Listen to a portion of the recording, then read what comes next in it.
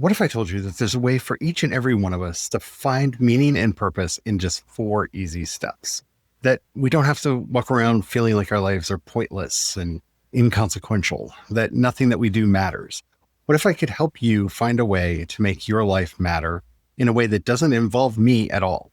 This isn't a guru pitch. This isn't a follow me and I will take you to the promised land because, honey, you're living in the promised land. There are just people and entities keeping you from seeing it. And I'm not even talking about spooky ones, but they really want you to think that they're spooky and all powerful. That is the real heart of creation spirituality. 4 simple steps to find purpose and meaning in your life and to help you get out of the meaning crisis. So let's talk about that as we walk together down creation's paths.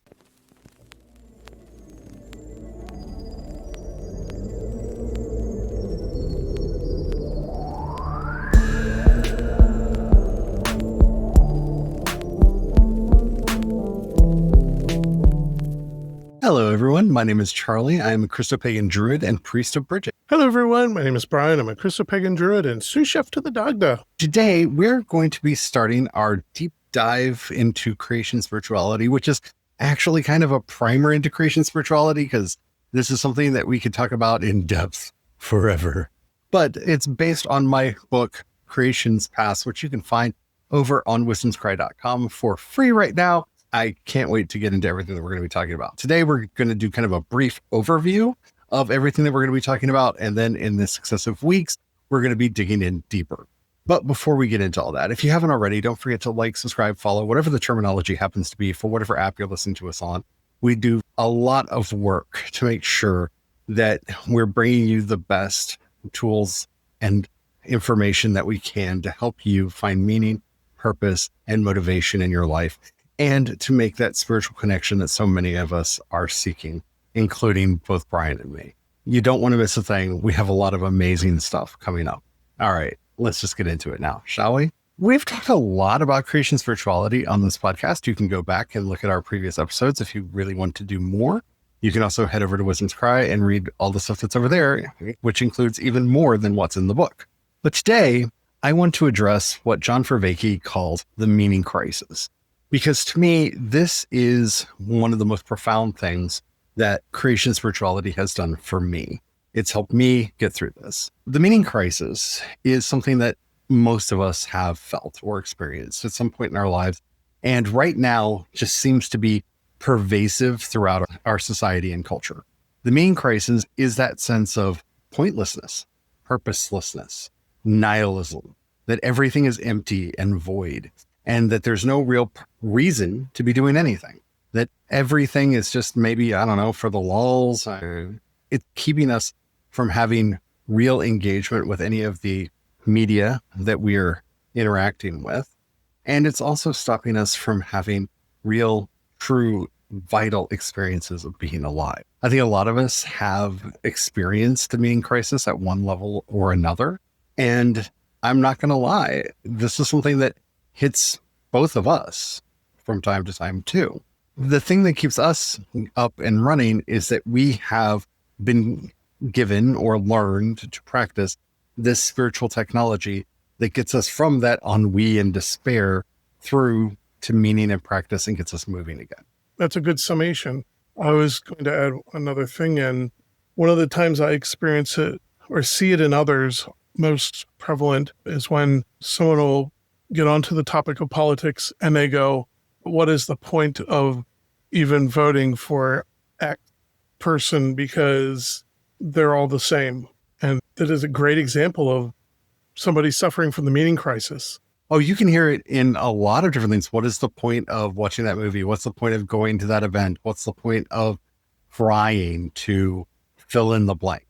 What's the point of writing that novel or writing that poem or doing that painting? What is the point? If you have or are currently asking, what is the point? Yeah, you're probably currently experiencing the meaning crisis.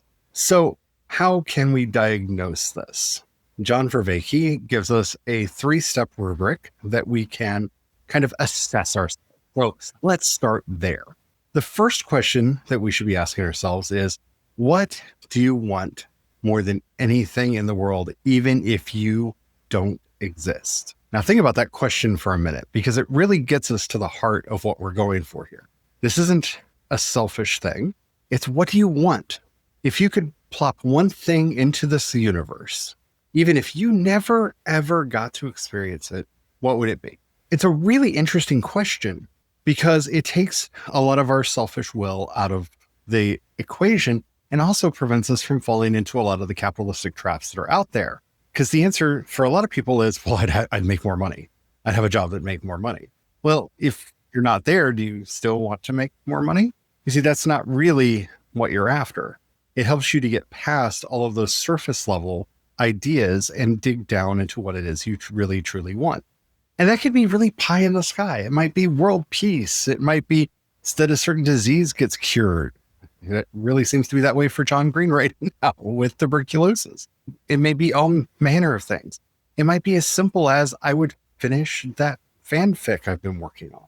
And that's, hey, see, we have this problem where we feel like whatever our goals and ambitions are, especially when we're talking at a deep level like this, has to be something great or grand. You know, curing a disease, ending hunger, ending poverty. And all of those things are wonderful. And if those are things that you would want to happen, and I mean, really want, not just like, well, that would be nice. I mean, feel it deep down inside, like, yes, I want that thing. Then yeah, use those as motivations. But sometimes just to get out of bed, you need the small thing too. I want to finish the book I'm currently working on, even if I never get to fully experience it. Why? Because I think that someone like the teenage me would benefit from reading it. So even if I don't get to experience it, having it out in the world would be a net benefit. I think it would be good for people, especially people like me who were in a state that needed someone to see them. There's a selflessness that gets born in us when we start asking the question of what if we're not there? And then we ask ourselves, well, how really real is it? That can be a really tricky question to ask. I've met people that get involved in spiritual practice because they want to have an experience of angels or a vision or some kind of deep, profound mystical experience. And first of all, if that's what you're doing spiritual practice for, as somebody who's had mystical experiences, they're not all that they're cracked up to be. They do not give you all of the answers. They generally just leave you with a lot more questions. And yeah, don't make that your goal. But when you start asking yourself, how real is it? Well, with something like that, I have no way of knowing if it's something in my own mind or something that happened externally. Its reality gets questionable, right? That fanfic that we talked about, that opening a soup kitchen in your town or starting a reading room in your local library where you get together and discuss books, those are tangible. Those are really real. Those are things that you can do. And that's where we start grounding this idea. What is really real about it? What can we do to make it happen? Can we make it happen? Because believing that we can make it happen really matters. When it comes to things that we were talking about earlier, like, should I vote for this person? Is it worth voting? So especially if the purpose you feel called to is getting rid of corruption in the government.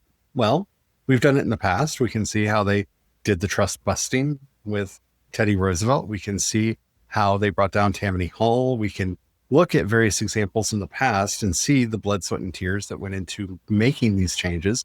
They gave us child labor laws and the 40-hour work week and all of those things that are being eroded from us right now. But we can see that it is possible. It is a thing that has happened. History becomes a wonderful lesson for us in seeing what we can do. The third question is, how much can I affect it? And that's where people always sell themselves short. Because what does it matter if I vote? Like, a lot of people are going to be voting, they're going to be voting different ways. Or what does it matter if I go to volunteer this weekend? Or if I go to this protest this weekend? What does it matter? Numbers matter. The more people that are out there trying to make the world a better place, the quicker the world will become a better place. But it also is a place to start rooting ourselves on the ground to find out how much we can actually make a difference. And when you start looking at your own motivations, the things that drive you, and ask yourselves those three questions, you get a pretty good sense on how much meaning and purpose you have in your life. If you don't feel like you actually affect the world around you, yeah, that's going to erode your sense of purpose and meaning. If you don't feel like the things that you're striving for are real or something that could actually be happening in the world, that's going to affect your sense of meaning and purpose. And if you don't have something that you just really want to see happen or exist, again, that's going to erode your sense of meaning and purpose. So in answering those three questions for ourselves, we find those answers that motivate us personally. And we can get a barometer on how well we do in the meaning department. And they're hard questions to ask. I know when I first presented them to you, you kind of had a moment of, oh, like, honestly, I think you said it in that almost Keanu Reeves, whoa. Yeah. One of the things I want to remind people of is nobody likes to be manipulated, to be taken advantage of, to be told what to think. Along that line, you got to keep in mind that life abhors a vacuum. So if you don't do this work yourself to know what you are actually passionate about, what you actually care about, if you suffer from the meaning crisis, you have a vacuum and you're much more vulnerable, much more susceptible to someone coming along and going, here's an issue to care about, trick you into believing you care about something that you actually don't. Once again, I see this happening a lot with politics. There's so many issues I watch people get so angry and worked up about. And when I talk with them and I get them to actually think through what it is they don't actually want what they're pushing for. They don't care about that. What they actually care about is something completely different. When I get them to go through these questions and realize what actually has meaning and value in their lives, they go, wait, why was I even fighting for this thing? Because part of the tools of empire is getting you to go, what's the point? And to create a vacuum so they can come along and go, this is the point. Yeah, you actually care about me. Yeah. I am the point. Yeah, you care about me. And it's how you get these cult of personalities. So how does creation spirituality help us to answer these questions? As we've talked about numerous times that you can go back to, and we're going to be talking about again a lot, it's the 4 paths. The first path is the path of wonder, the path of awe. In this, we are constantly asking ourselves, what brings us wonder? What strikes us dumb with awe? Like, is it looking at the mountains, the forest? Is it beautifully designed computer chip? Yeah, that counts. Anything that just strikes you with awe, a beautiful painting, a wonderfully composed sonnet, a symphony that just blows you away, watching ants in their perfectly, seemingly organized colonies walking in their straight line. What inspires awe in you? What makes you wonder? What gives you that sense of wonder? What do you savor in your life? Yeah, there's a lot of things that we consume, and there's a very real market manipulation to turn us into consumers. But there's a big difference in what we consume and what we savor. There are bands that, yeah, I've listened to them. Yeah, I've heard that music. Yeah, I know that. And there are bands that I savor. There are bands that, thanks to friends of mine, I get the vinyl LP to sit back and just put the whole thing on and listen to that rich, glorious music in its entirety, doing nothing but sitting there and listening, because I savor every note, every moment. I find wonder in the poetry, and I find joy deep inside. And that's the first step in creation spirituality. Where do you find that wonder? Where do you find that awe? Where do you find that joy? I'm not here to tell you. No one is here to tell you, because it could be in a myriad of places. For some people, it's out in nature amongst the forests and the trees and down in the streams and valleys. Other people find it in the cities and the beautiful ways the buildings rise and the architecture. Neither of these is a wrong answer. The whole point is finding awe, finding wonder, finding something that you want to savor. What is that? You probably have more than one, which is why this becomes a daily practice. Every day you find something to fall in love with. Matthew Fox says that we should try to fall in love 3 times a day. What do we fall in love with? What is there? That's step 1. And that sounds a lot like step 1 in that meaning crisis definition that we talked about earlier. In the second path, we ask ourselves what we need to let go of. It's the second half of this. What doesn't serve us anymore? What doesn't serve us well? What do we just have to acknowledge and just sit with? What are the pains that are very real and that we just need to acknowledge? This is the place of mindfulness, of spaciousness.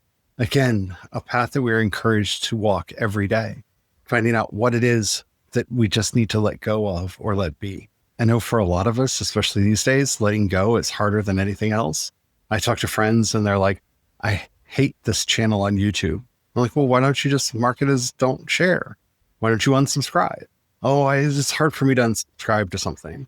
Ask yourself, as a spiritual practice of making yourself better, why can't you let it go? If that person on Blue Sky or Twitter or whatever platform you're on makes you that angry every time you see a post from them, why aren't they muted or blocked? Why not? Why are you holding on? You might have a good reason. You might have a valid reason, but you should know if you have a good and valid reason and not just do it just because. And that's the benefit from questioning. It does not mean it's invalid. No. Questioning, establishing, you're proving the validity in questioning. And this is also where we test the realness of a lot of things. What is the fantasy and what is reality? For a lot of people, myself included, I look at solar punk images and I am blown away by them. Yeah, I want to live there. I want to live in that place. I want to be there on that land. I want that life. Well, how do I get there? What do I have to do to get there?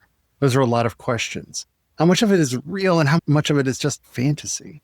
And knowing what parts of it are fantasy, yeah, I don't know that I'm going to have my steam-powered robots that are going to be helping with the thing around the house. Who knows? Maybe. Might have solar-powered robots that help with that eventually. But what can I work towards? What can I have? What needs to be let go of? What is real and actionable now? Those are the second set of questions we get from Creation Spirituality.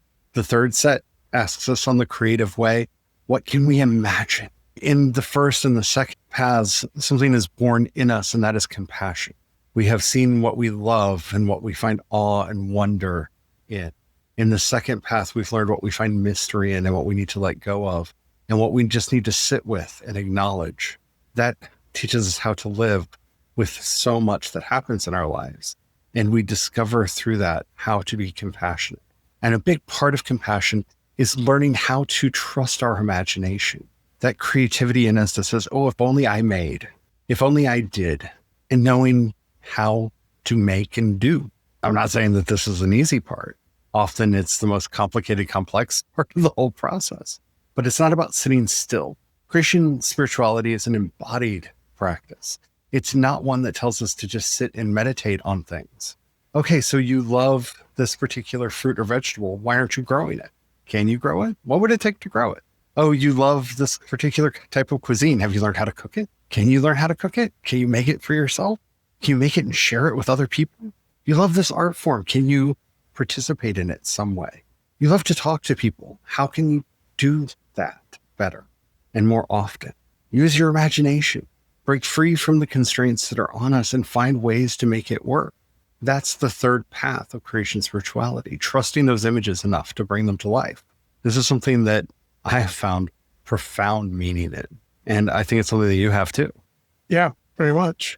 And going through that process, it helped me to realize how much I love cooking and get lost in the process. Why I could just slap something together in 15, 30 minutes and have food. But for me, a lot of times when I'm cooking, I really want to savor the actual act from prepping through. And so, yeah, it does take me a lot longer to cook because I'm actually savoring it. And so the fourth path, the one that I think strikes fear into the hearts of most people, especially when they're told about it for the first time. And that is path 4, the path of transformation. What in you needs to change? What in the world needs to change? What changes can you help bring about in yourself, in others, and in your society? But it's not just about change, it's about celebration. And the linking of those two is so important. Like we talked about in last week's episode on Thanksgiving, transformation, justice work, and celebration work hand in hand.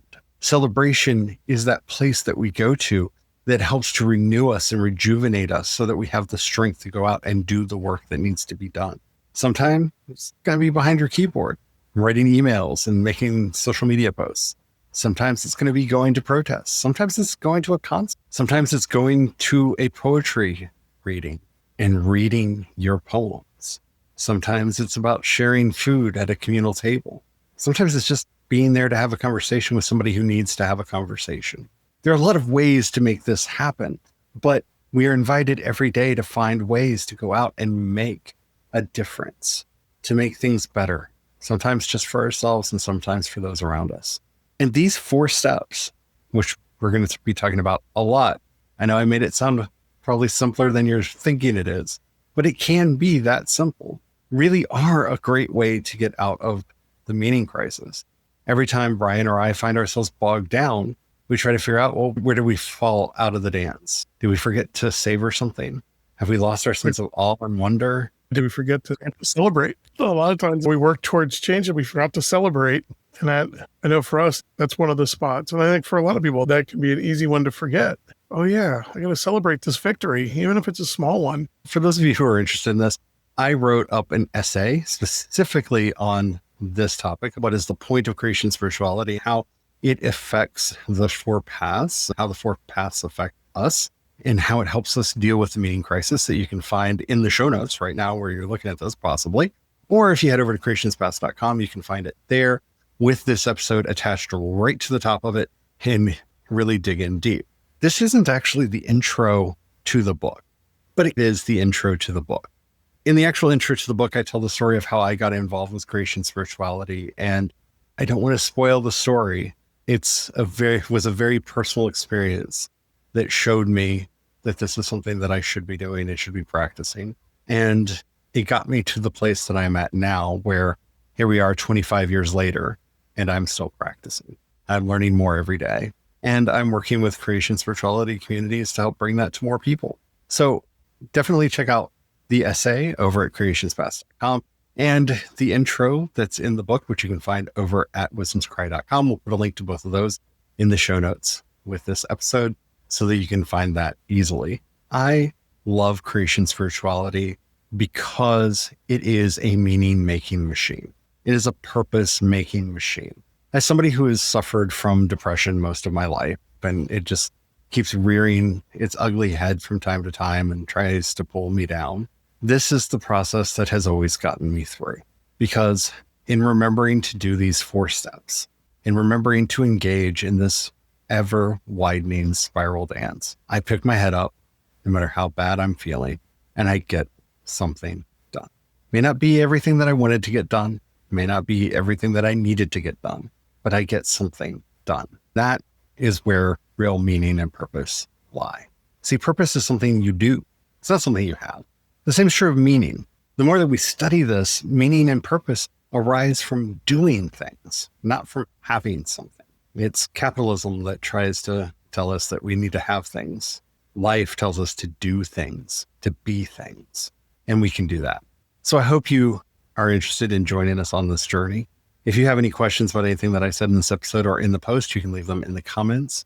I'd love to know what you think about this and where you find your purpose and meaning and all the wonderful things that you're doing. I know some of you are artists. You share your art with me, and it is beautiful. If you're listening to us on YouTube, Spotify, or CreationsPaths.com, you can leave a comment right there. If you're listening to us anywhere else, even if they say you can leave a comment, they don't notify us, so we won't know. But you can leave a comment there anyway, because engagement is magic. And then head over to CreationsPaths.com, click on chat, and you can leave a message there, and we will see it, and we will be able to get back to you. While you're there, if you happen to have a few dollars, you can pass our way. We offer monthly and annual memberships. You can also support us on Patreon and Ko-fi. I am CE Dorset on both, and you can support us using the Cash App hashtag CreationsPaths. Thank you to everybody who does that. We are ever so grateful. Thank you so much. You all really do help us keep the lights on, keep a roof over our head, and food on our table. If we've ever said anything that's helped you out, please share it with others. That helps us out more than you know. Before we go, I like to end with a prayer. The blessed archangels who stand to our sides at each and every moment of our lives, with Michael to our right and Gabriel to our left, Uriel before us to shine the way, and Raphael walking behind us, ever keeping us healthy and whole, and helping to repair us from both our mistakes and those harms that are done to us and in us. And the glorious Shekinah, who is ever above our heads to shelter us and guide us in all the days that we walk on this earth. Help us ever to walk the paths that help us to find meaning and purpose in our daily life, so that in doing so, we become truly alive, because we know nothing is more powerful in this world than those who are truly, vitally living within it. Amen. Amen.